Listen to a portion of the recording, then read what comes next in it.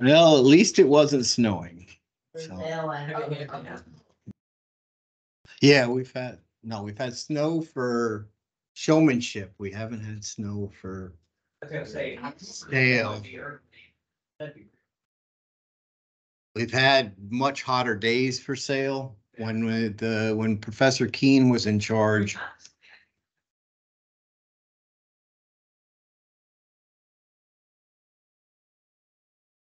Yep.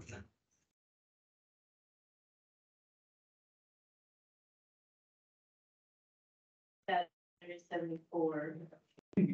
Well, now Thursday and Friday is still high, so Thunderstorm usually is associated with it when you have weather like this. Yeah, so if we got a warm front here, a cold front usually follows the thunder and lightning.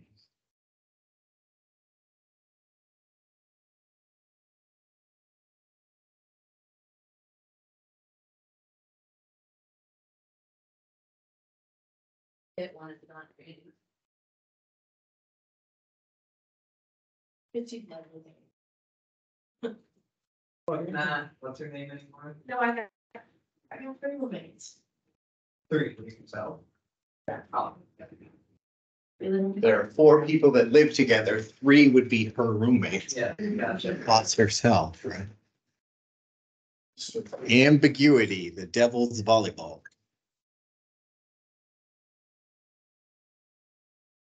So we think Jonah's coming at some point? Okay, we'll get him caught up at some point, right? So lecture 4 would help if I turned it on, so.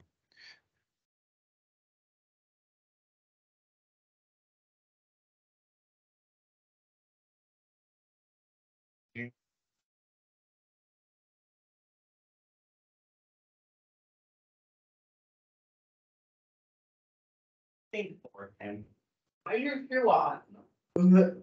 Because Put your shoes on. my shoe is Put your shoes on. my foot was rubbing on like the 4th. This is Yeah, I didn't ask for your life story. I didn't know.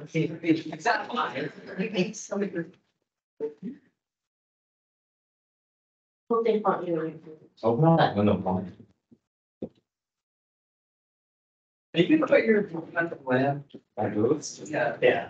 What are we doing? I'm not. If we're just walking around the field, I'm gonna risk it with sneakers. Right, I mean, what if you get your. It's a thick spray, right? Okay, why doesn't this work? We're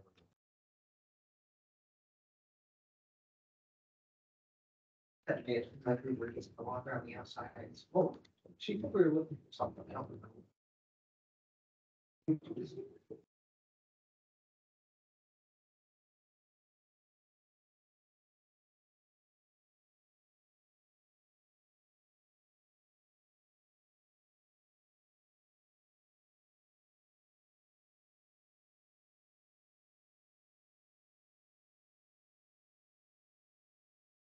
That's why you say. And why did you have to go on today? You have, what time? 8 miles. I don't know if I can. Well, that sounds like fun. Yeah. It's awful.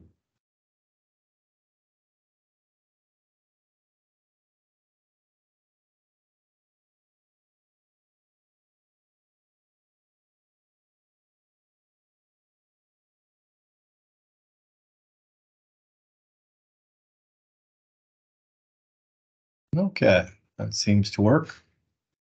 Hopefully this will record for Cheyenne.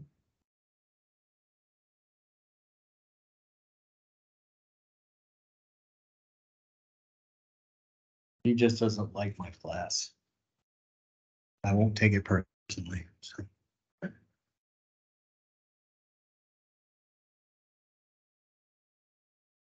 Now that's immortalized forever on the YouTube recording.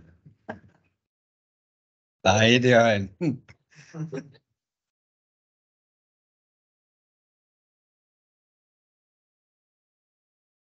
Okay, lecture 4. Here. So tomorrow we're working down to Groves Barn, noon to 6. We made a list of things to do in 450. We will try to get lots of water there and some popsicles for everybody. Next Tuesday, you're gonna start up at the dairy at 11:30, there for the start of the milking. And then once you're done with that, I'll teach you about pivot tables and whatever else we have time to cover as we move through. Any questions?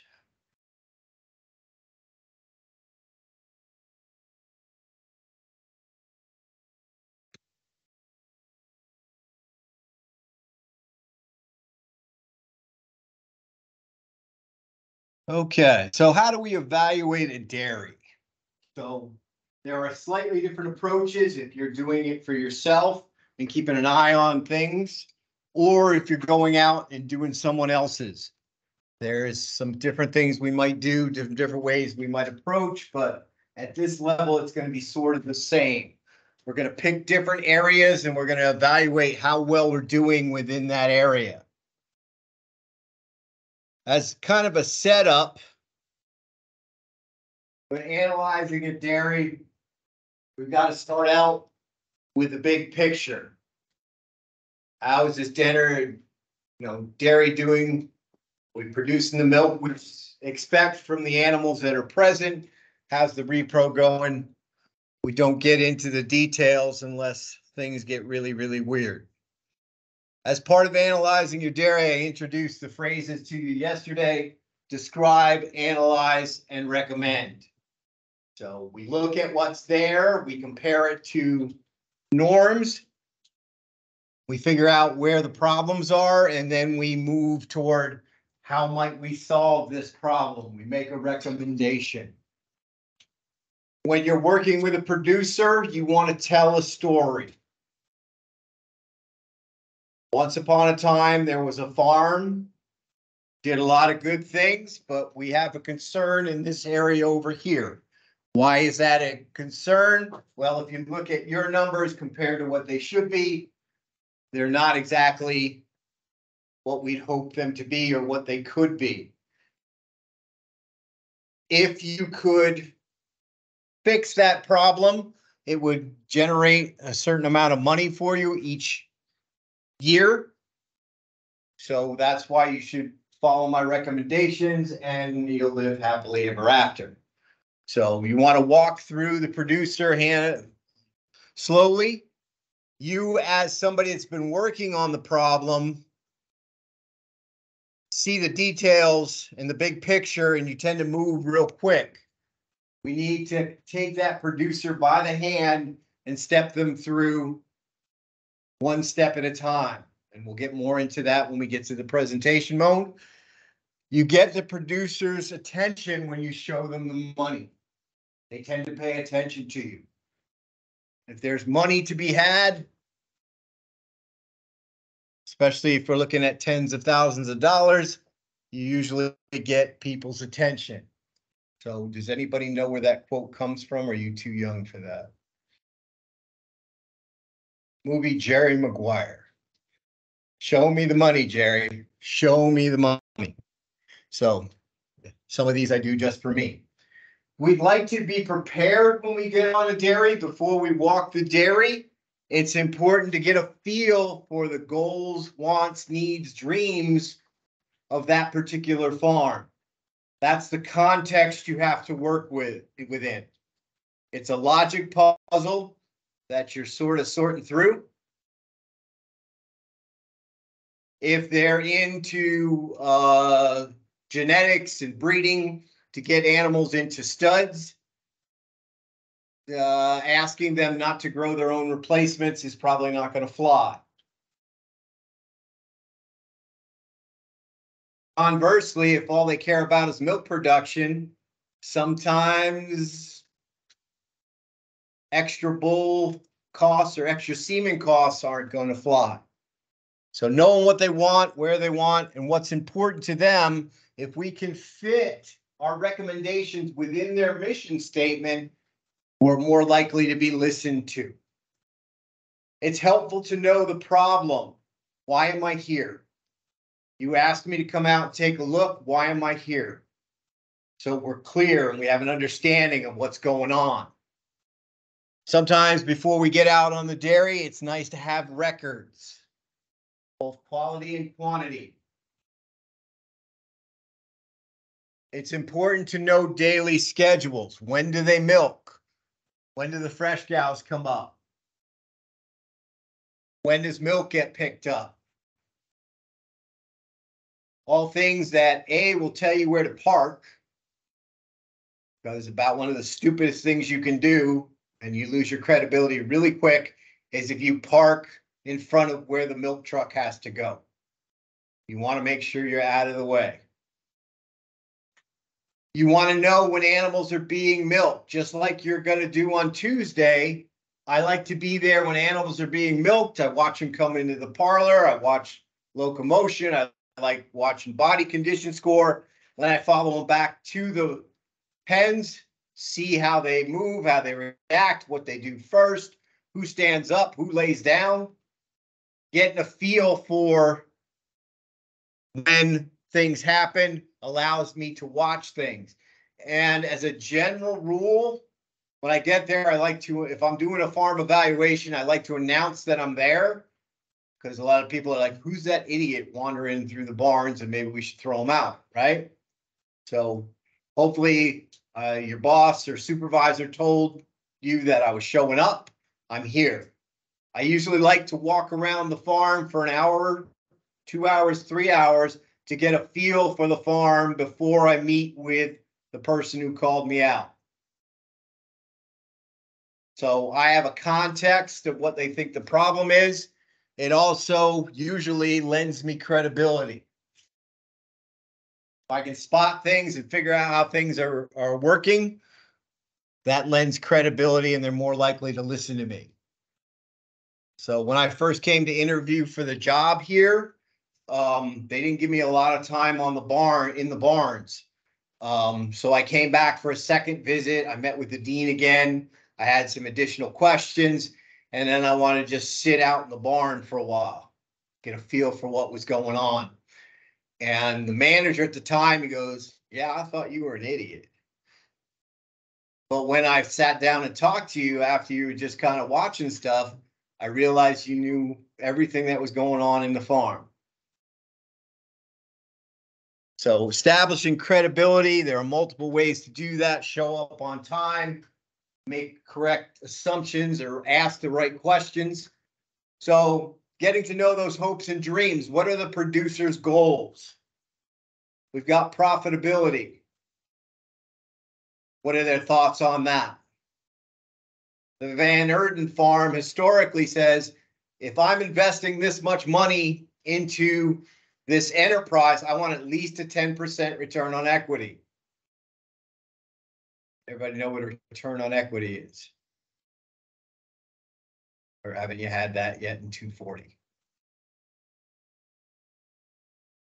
So net return each year divided by all the money that's invested in this business.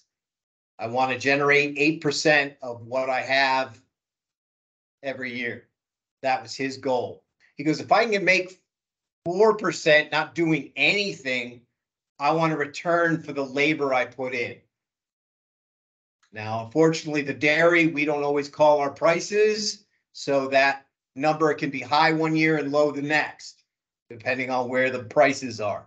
But what is your thoughts about that? How big do you want to get?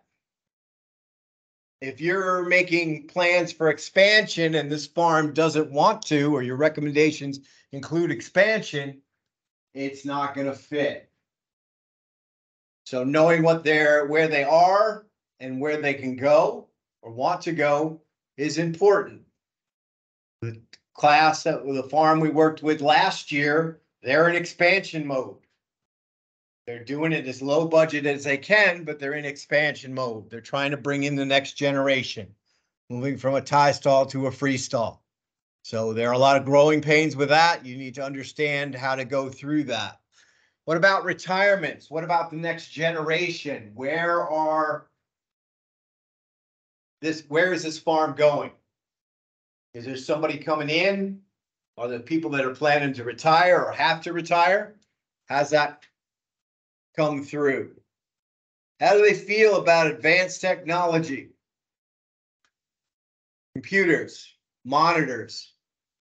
You guys are going to be probably pretty comfortable with those because they've existed really as long as you've been cognizant of the world. So versus my dad, I don't think he's ever been on the World Wide Web.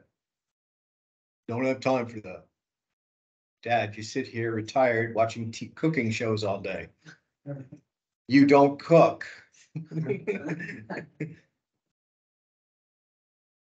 I would think he would love it if he could get there, but he just doesn't want to deal with it. What are the thoughts about production? Where do they want production to be? There are people that think that high production destroys cows, and that's not where we want to go. We need to know those feelings, those thoughts. And another thing, when you're dealing with the goals, you want to talk to multiple people on the farm. Does everybody agree what the goals are for this farm? More often than not, the answer is no. So that may be a lack of miscommunication. That may be a difference of opinion. I think we should go here. My sibling thinks we should go there. So there are different things there. But at some point, maybe the recommendation is you all need to get on the same page, whatever that is. Those that have the ownership stake, those that have the responsibility and liability should something go wrong, need to decide where the farm is going and what's more important, the business or the land.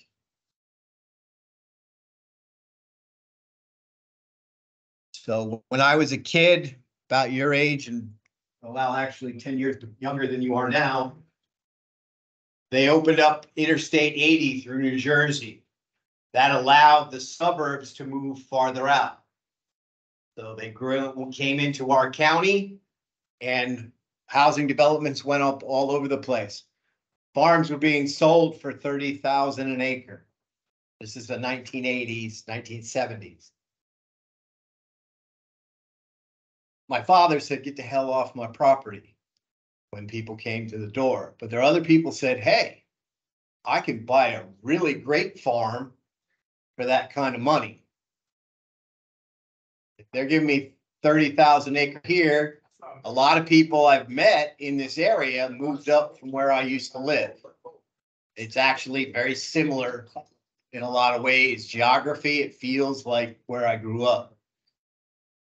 They moved up here and they basically built the farm of their dreams and did whatever they could. So to the people who moved, the business was more important. To my dad, it's the land that's more important. He probably isn't the best place for a dairy operation anymore. He's the only one probably within 20 miles that milks cows anymore. When I was born, there were more cows than people in the county. That ain't the case anymore. So herd information, what we might want to collect, the number of cows. How big is the herd? So we start to think about benchmarks. What's the number of milking cows? What percentage of the herd is milking? Talk what that number should be. Be nice if we could break down those milking cows by lactation. What's the percentage of first calf heifers versus second lactation versus mature?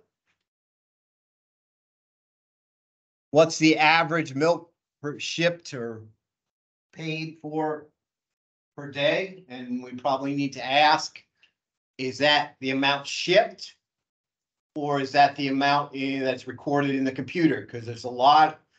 We've got it now where the milk we're putting up in the pasteurizer is recorded as a milk weight. We used to have it where nothing went through. We don't tell the milk inspector this is what we do to get the milk in the drop bucket, but we need that information there. So shipped per animal is different than produced per animal up at the dairy. We're pulling out 610 pounds a pickup for feeding calves, somewhere in that area.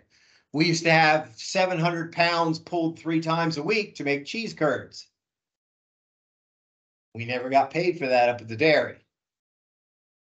Yet the copper turret was charging $10 a basket. So somebody was getting paid somewhere and it wasn't the dairy, but that influenced, what are we producing per cow versus what we getting paid for?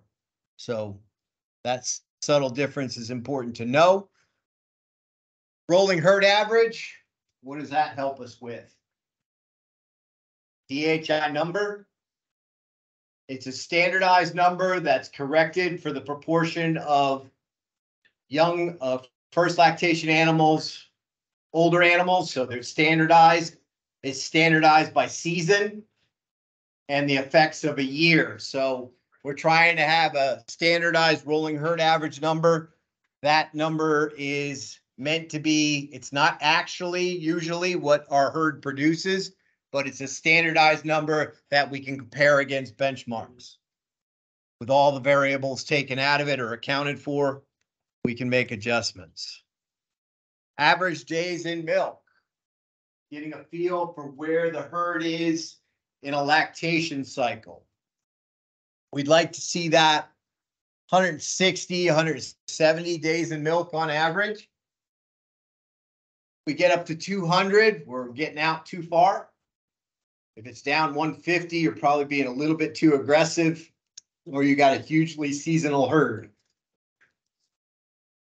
So checking that out. Everybody knows their bull tank somatic cell that comes back. We can probably throw milk components in there as well. Percent fat, percent protein. Compare those against benchmarks. It would be nice to know bacteria counts as well. Anything related to the herd that we can pull out is helpful to know.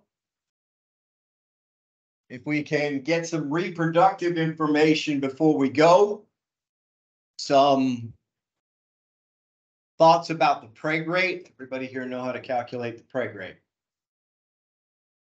What's the preg rate?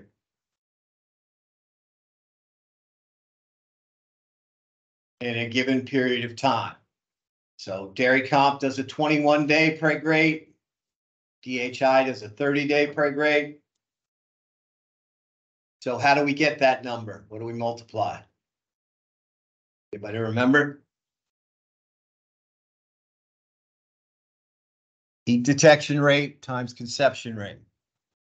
We'll talk more about that as the semester goes on. Anything related to herd health, especially if it relates to why we're here. We got a whole bunch of DAs. We certainly called our nutritionist recently. We had a whole bunch of DAs up there.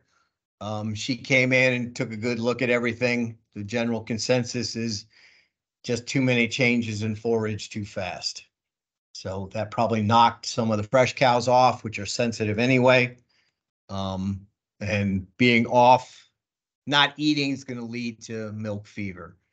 So feeding information, how often are they fed? What rations might be in place? How many different feeders are there? Feed inventory. I won big points. I met with a producers group up north of here. They were asking about what I did here in school and how they could be helpful to the class and things like that. And one of the things I said is if you're making a recommendation that changes the feeding program, do you have the inventory to support that? Feeding more haylage or less haylage or shifting things around. Do you have a feed inventory that'll support that? So the problem with feed inventory, it takes us a year, year and a half to make adjustments as we move through. So walk in the dairy. We probably want to go cows, heifers, calves, heifers, and cows. Depends on the place, whether that really matters or not. But from my perspective, I don't want to be accused of tracking something from the cows to the calves. So we'll scrub in and scrub out or wear plastic boots or whatever, do the standard biosecurity cautions. If we go from the calves to the heifers to the cows, that allows us to track the bacteria in a direction that the older animals should be familiar with it and should be exposed ready. But most farms, certainly up to dairy, nobody cleans boots too much going from spot to spot. So want to get a feel for this facilities, what's there, what's available. What do the barns look like? What do the stalls look like? What is the ventilation like? Work through the milking system. Take a look at the feeding system. If we dare, take a look at the feed. What else might we be concerned with about walking on a farm?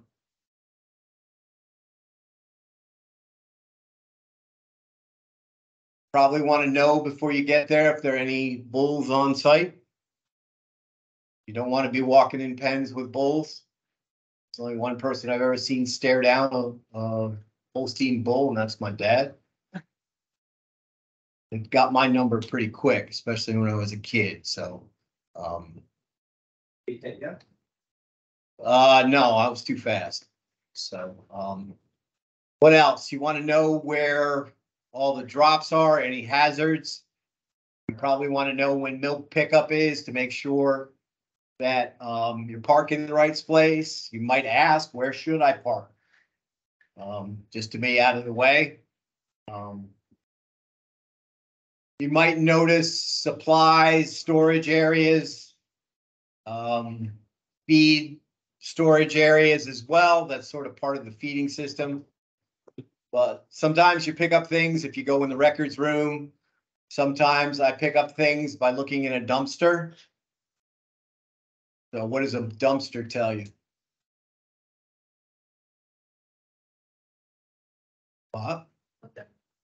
What they're throwing away, and if they're going through a whole lot of stuff of one type, you ask the reason why. Or like there's one farm that was buying antibiotics for calves by the pallet. That's not normal. So if you look in the trash can near the vet or treatment area and it's all calcium bottles, that's different than if it's dextrose bottles. So finding out information, every once in a while, you'll find a dead calf in there as well. So two helpful things as we evaluate farms that we need to know about. Has everybody dealt with these things? Has anybody dealt with these things before? Why? What's why?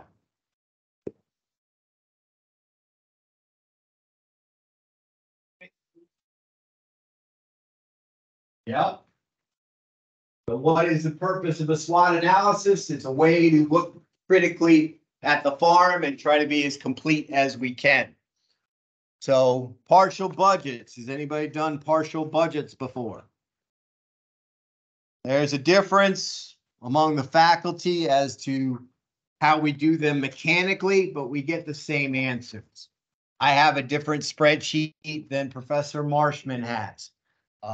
There are reasons why I do things the way I do, and there's reasons why she does the way things do. You take what you want, decide which fits your way of thinking. So we're trying to find bottlenecks on the farm.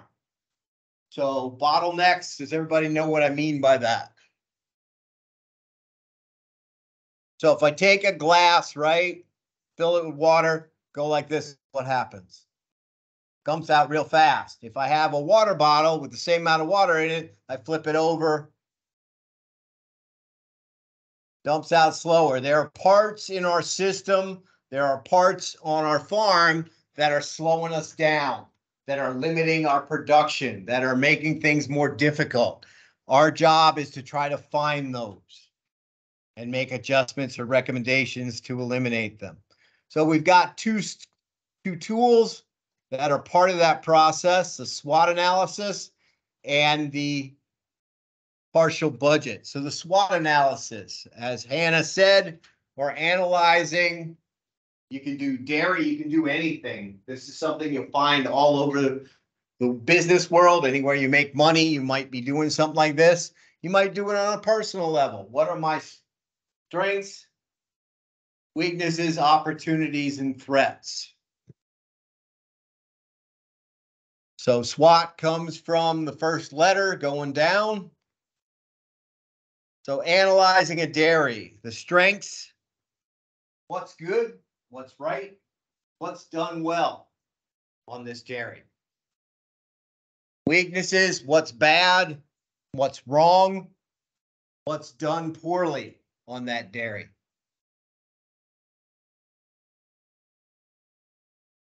Opportunities and threats tend to be more what's coming down the pike. Strengths and weaknesses are what are we doing today? Opportunities and threats are things that are probably coming at us more future bent.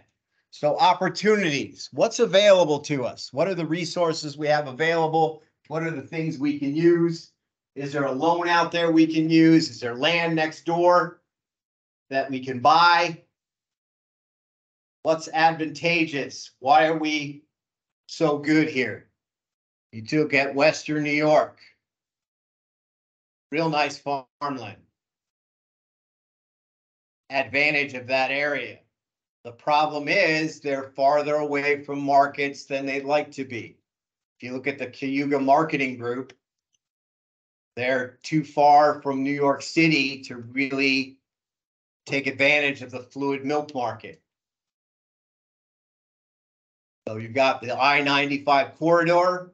My dad, when he was milking, I don't know if the guy who rents from him is getting the same deal. He was so close to the milk plant, he got extra money compared to Pennsylvania. He got an extra $2 because he was so much closer. Who are your friends? Who can I partner with? You'll find that your time here, there's an opportunity for you to form kind of a cohort that continues to work together. We've got one class, I think it's 2016, very close. They kind of created a producers group. They're all doing different things, but they get together on a regular basis to compare notes. So who are your friends?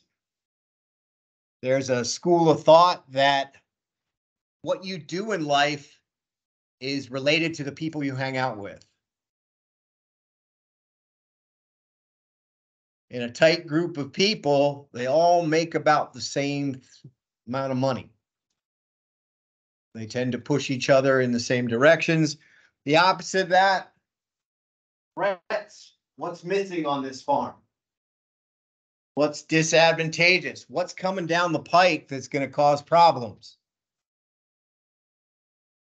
For some farms in New York, that minimum wage that keeps going up and up over time, that's a threat.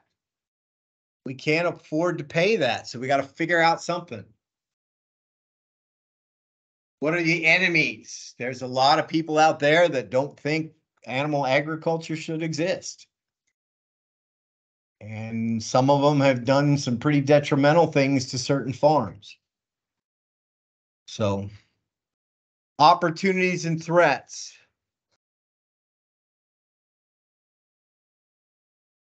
So you can look at it this way, helpful and harmful by external or future, internal or present.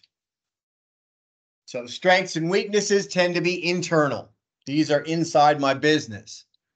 Opportunities and threats tend to be something from outside the business.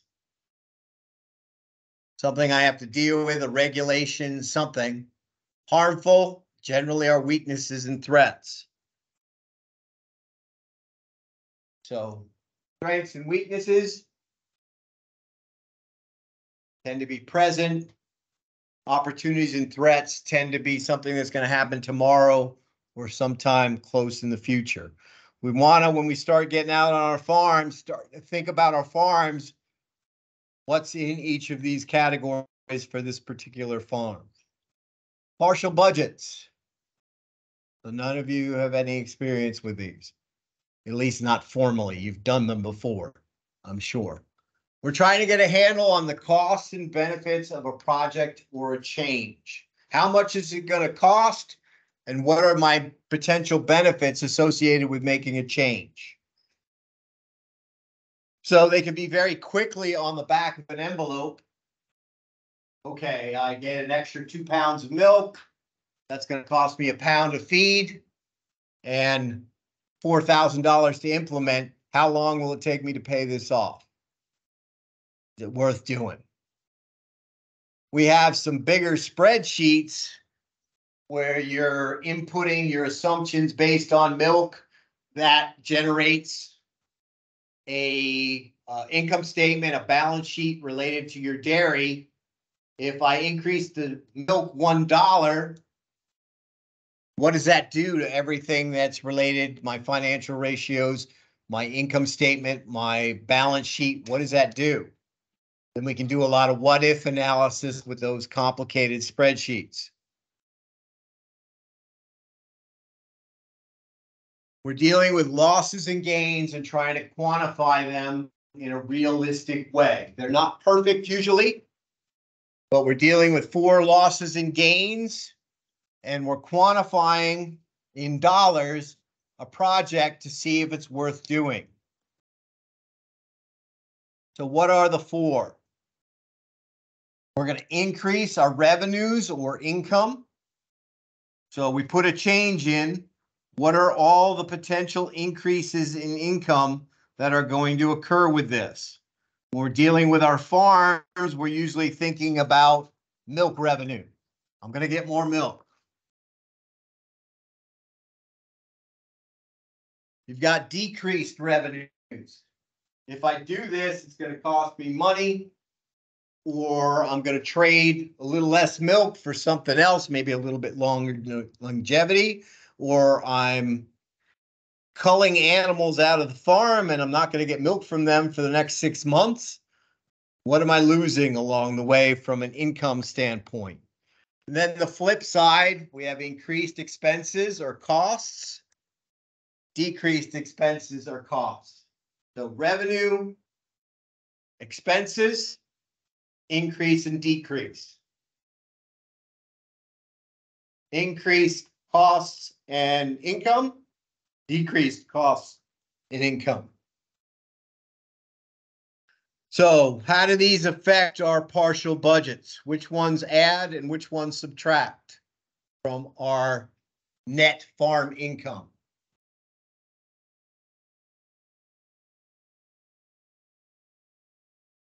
Adds.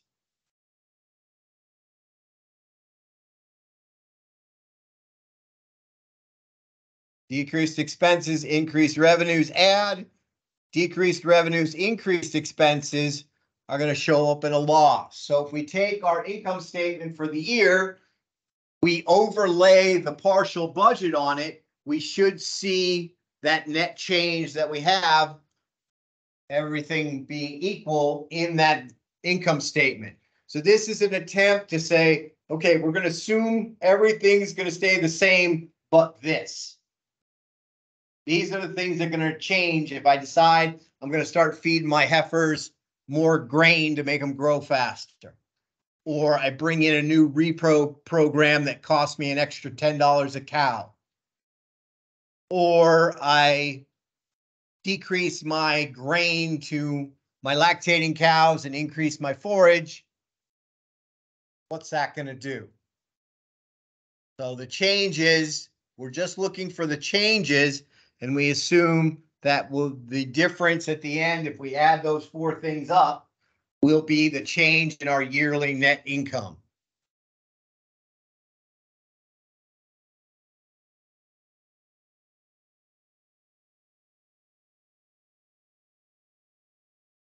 So we have some spreadsheets. We'll show you in a couple weeks in lab how to do this more formally, but I wanted to introduce the concept to you. We need to be able to quantify all the changes that are associated with a particular decision or management practice that we want to add or subtract from our dairy. So that's kind of a setup. When we go onto a farm, these are general areas that I'd like to take a look at. And I try to go through as I go to these various farms for whatever reason. Some are emphasized more than others. But we'll start with cow comfort and we'll work through all these. I think there's what, 9 there? 9, we'll work through them one at a time. So areas to improve. Is cow comfort the bottleneck on this dairy? So we might go through and take a look at the stalls. We got the bedding type or amount. Taking a look at our cows. Are they lying down? Are they clean and dry? Hygiene scores, stall use index, stocking density, all things we can take a look at and make assumptions. If facilities compromise cow comfort isn't what we would hope it would be, what do we do? First thing we want to do is probably figure out what we're losing. What are our facilities costing us? What are we losing? If we've got a hot day like today, the barn I grew up with, yeah, it had tunnel ventilation, but cows would probably back off 5 pounds per cow per day on intake. And that means 10 pounds of milk on the other end. So for New Jersey, it's probably got 2 weeks that are hotter than up here, more. So for that month or 2 months, that's going to cost a certain amount to fix. Is that worth that extra 10 pounds per cow per day?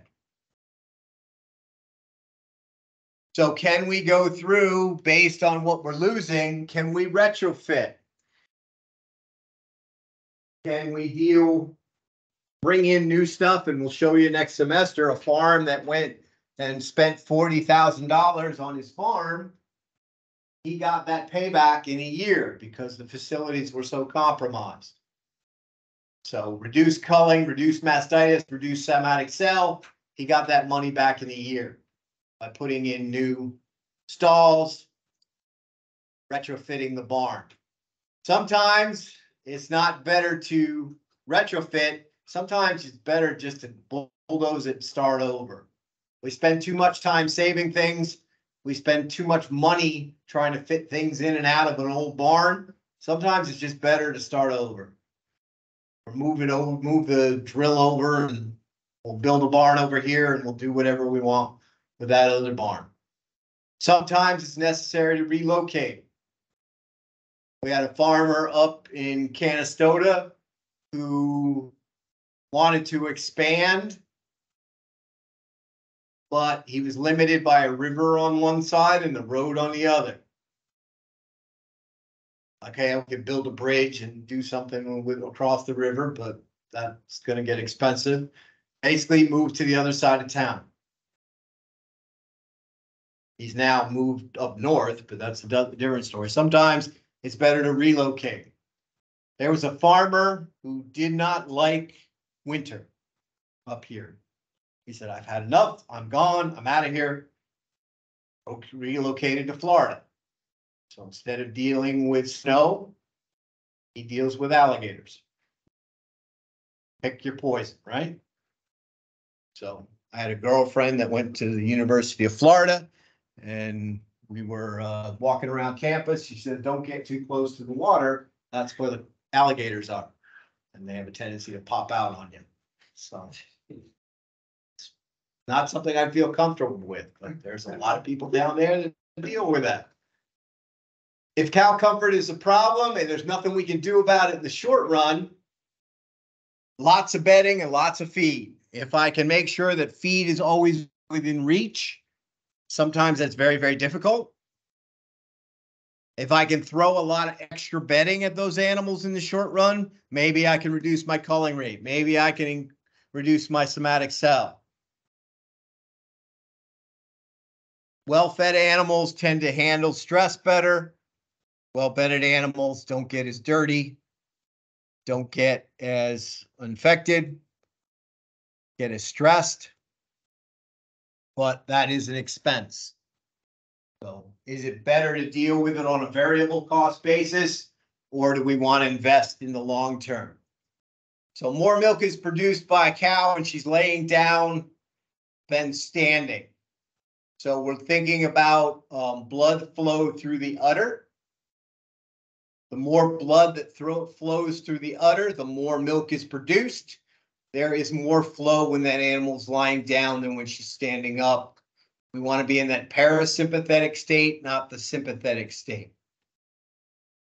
So looking at our cow comfort, stall use index is pretty much described there. What percent of your cows are lying down when chores are not being done? If you go into a time when chores are not being done, look at the percent of the animals lying down. 3 out of 4 or greater should be lying down, 75%. If cows are standing up, panting, waiting their turn to get in stalls, that's going to cost you. So we're looking at quantifying cow comfort. We go to Rick Grant. He's going to talk about lost lying time. How much lying time does each of these animals lose? And generally, we associate 1 hour of lying time with 3 pounds of milk, 2 to 3 pounds of milk. Lameness gets us feel for cow comfort. The more lame they are, the more uncomfortable they are likely to be. We may look at reasons for culling, and the ones associated with injury, lameness, or mastitis might relate back to cow comfort. If those areas are high, injury and lameness in particular, we have to take a long look at our facilities and the animals, where they're lying and how that works. Somatic cell count can be related to stress. It can be related to dirtiness or infection. We have to figure out which it is or which we think is likely. As we said last time, it's generally associated that as the somatic cell count goes higher when animals are stressed. We lower our immune system. We don't have the energy or support of the immune system. We're more likely to get infected, and mastitis is one of those ones that we can see quite often. So we use Rick Grant's numbers, his rough guidelines for stocking density, his thoughts about an extra hour of lying time, how much lameness costs, how much mastitis costs. We can start to quantify in our partial budgets. If I can get rid of half of my mastitis, half of my clinical mastitis, the stuff I treat, I will save X number of dollars or regain so much milk. How much can I afford to spend to get rid of half of that mastitis? So reproduction. Any questions about cow comfort?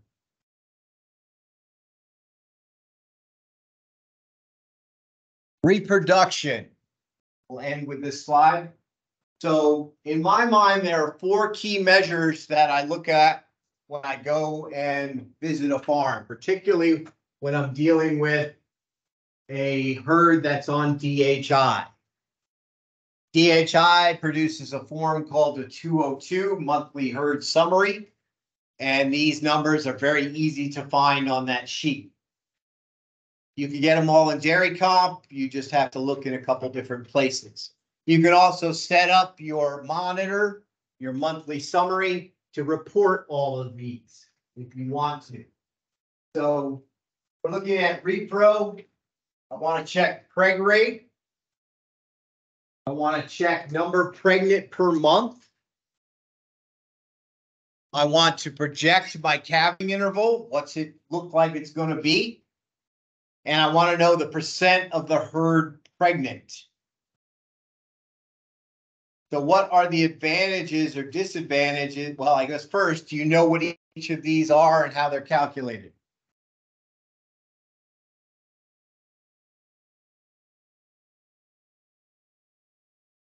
So we've already discussed preg rate. So number pregnant over eligible. So who's eligible?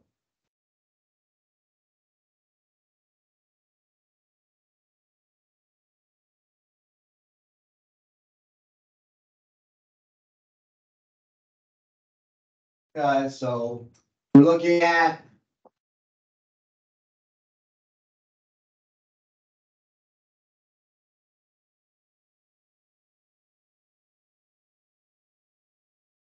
I get made fun of because I still look at calving interval. There are certain coaches, that said nobody should be looking at calving interval. There's valuable information there in the context of all four. I might be getting my animals, I might have a good break rate, but if I'm stretched out to 16, 17, 18 months, I'm not doing what I'm supposed to do. So if we think about this as pregnancy,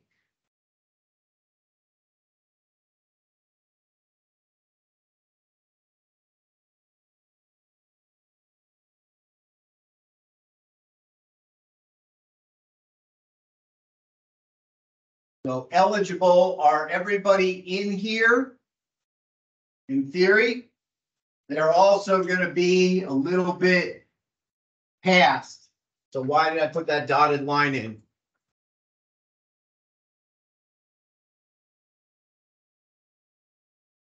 We instantly know they're pregnant.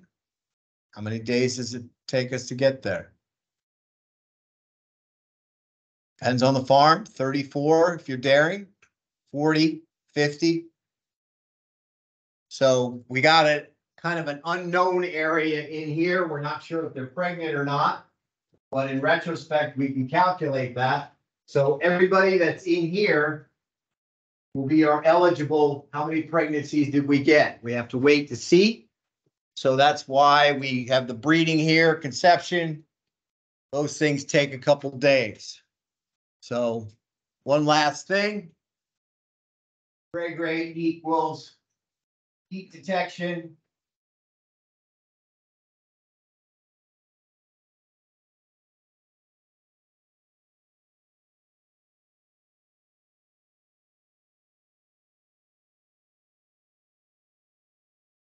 Heat detection times preg rate or conception rate. Does everybody remember that from 110? There should be nodding yes, you learned it there. So if my preg rate is okay, I can assume that these two are okay. If my preg rate is not, I assume there's a problem here or a problem here. We'll talk more about that next time.